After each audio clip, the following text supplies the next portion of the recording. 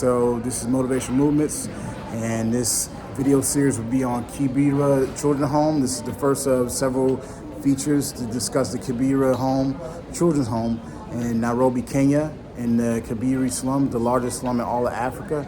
Here in the video, you'll hear Irene discuss the inspiration for the Kibera Children's Home and how it helps the community as a whole. I hope you enjoy and learn more, and also consider supporting the community as a whole. Thank you. Hello, so my name is Corey. I'm with Irene. Yes. Yes, Irene, I'm the founder of Kibera Pride Initiative Organization. The organization's whose aim is to promote access to education and other basic needs to the vulnerable children. Yes. As we fight to break the circle of poverty for all we can and inspire others to do the same. So by this, we have different programs that we run. Yeah. This is the Kibera Pride Children's Home, which caters for the orphans and disadvantaged children, who are most of them, they are sexually abused. Some of them, they are also lost cases, so we rescue them. Instead of them living in a police custody, the police brings them here for a safe home as we try to locate the family, and then we help in tracing. And then we also have another program that is called Kibera Pride Art Gallery Studio, which is a mentorship and feeding program and talent nurturing, whereby we try to discover the talents of the children. Apparently, we are just working with the children in the children's home because we are not able to feed the other community people because of the resources. But it is a program that we think, as an organization, being we are a registered NGO, we need to do an impact also to the community with the different projects. And so this project, we think it is a project that we can now bring all the children on board so that they can also be helped, because sometimes some children, they just roam around because their parents are not able to sustain them or feed them. But now, if we bring them on board, then we need also to feed them. We need at least to give them food, because you cannot empower an empty stomach. Yeah. And so, and we feel if they can have a place where they can discover their talents and do different things, it will be really important. And in this talent, what we do, we always do like dance, singing, this photography thing, and then we are also intending to we do also art, the print art, and then also the art making things. So we engage them in these activities. So we are hoping maybe in future, if all goes well, then this we can now expand it to also other parts of the country. And then we also have a program where it's a family empowerment program through financial, economical, and social. And this is because as we are working with the children, we need also to work with the family, because these children comes from the family. And it is because of the brokenness of the family, that's why the children are in the orphanage. In whereby we are not advocating for the children to be in an orphanage, but we are advocating for their rights, for them to be protected, and also they get their better education. And with this, now we try to also empower this family so that they know, they understand the value of the children in the family and the value of the children being living with the family. Because we find a family is very essential to the children, to the growth of the children.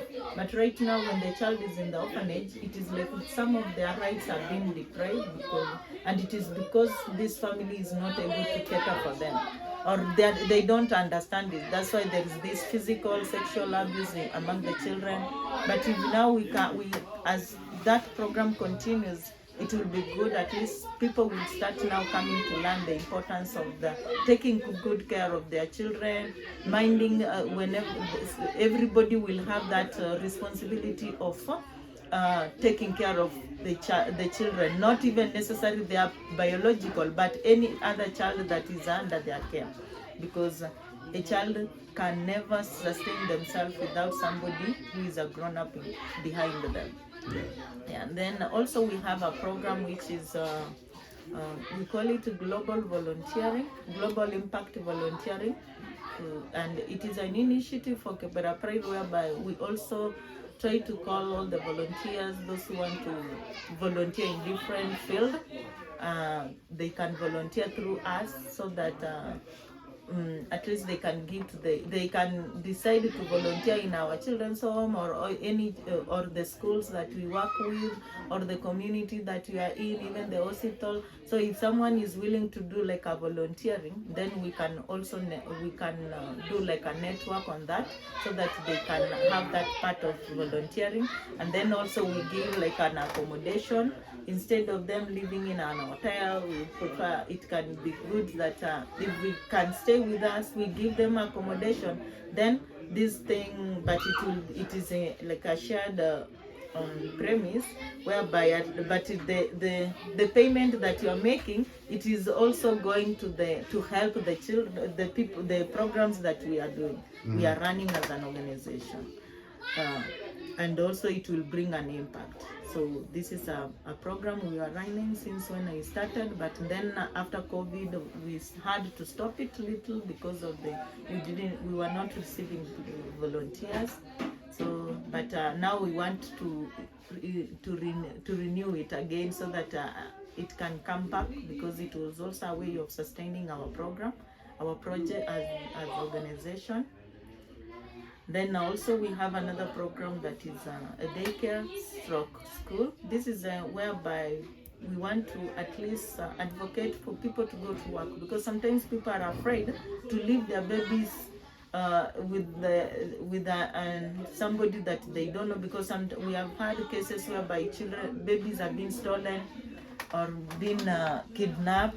So we find if we can have a safe home, a safe place for them to leave their babies, they can go to work and look for the resources for the other children who are in their care.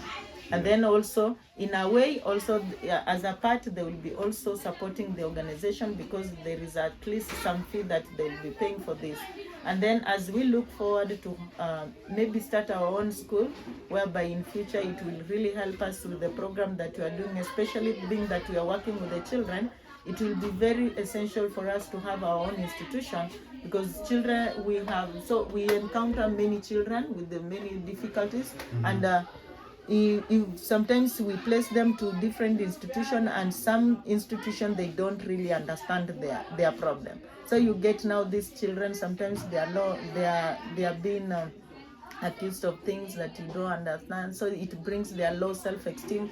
But if you have our own, being that we know how to cater, our interest is for the life of this child, then we'll be in a position of looking towards to see this child grows in a better way, a good environment for them, so that they can now fulfill that dream of breaking the circle of poverty in them, and then also growing, knowing that they are very important people, human beings in the society. It is not that they are unwanted. Then also another program that we have, this is I think that is all that we are running. We have 6 programs, and these are all-rounded programs that intend to bring the development in the communities and in the children we serve. And especially most of these programs now we have deeply started with the children, the ones in the children's home, because this is the brand that makes us as an organization, having been that most of the children are really suffering, especially in this locality. And also it is a brand to me, because it is an experience to me, being that I grew up here in the slum, and it is because of other people that I made it in life and reached the level that I am. And even through their help, I got sponsorship, and which now at least helped me to go to study. Nice. I did social work. Awesome. And welfare, because I really just wanted to help my community in a bigger way and give back thanks to the person who was supporting me through the AFC Foundation and through the Missionaries of Charity Brothers, who were the ones behind me in all my education and providing for me all the basic needs. So I found the importance of a grown-up coming in the hands of the child, because the children, they are vulnerable. They can't support themselves because they can't go to work. They can't do anything. So whatever happens to them, it makes their future. whether good or bad, that is how their future will end up. And that's why I feel it is good also, if I can be the connector of these children who are suffering to the world, also to the people that are able to support them, then I will do it wholeheartedly without ceasing, because I know really they need that help, and that's why I have